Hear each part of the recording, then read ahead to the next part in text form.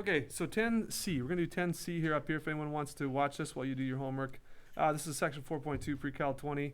We're going to solve each equation, and I guess we're probably going to solve by factoring. So I'll rewrite this over here, y squared plus 4y. Now, I'm going to bring this 21 over to the other side here. Minus 21 equals 0. Right, because what we're going to do is we're going to try to factor this and use the zero product principle. So it's a trinomial. I'm going to try and factor this into two binomials. So just by sight or by intuition, I know that the first two terms have to be y because they have to multiply to y squared, right?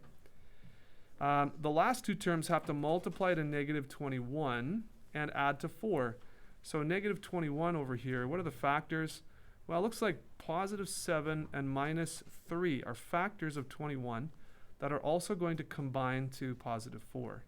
So I'm going to do y plus 7 and y minus 3. That's how I factor that trinomial. And now, to solve, I want to find what values for y.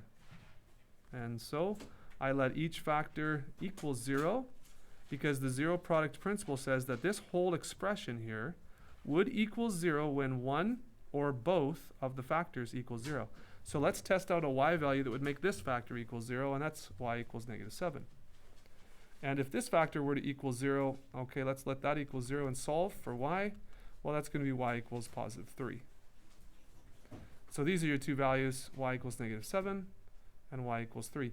If you test those values into your original equation, so for example, negative 7 squared plus 4 times negative 7 minus 21 equals 0, we get 49 minus 28 minus 21 equals 0. Is that true? Well, that's 49 minus 49. So that is true. It does equal 0. And you could test 3 as well.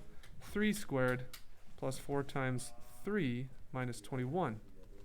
That's 9 plus 12 minus 21. Does that equal 0? Oh, that's 21 minus 21. It does equal 0. That checks out. So that's how to solve a quadratic equation by graphing and using the zero product principle.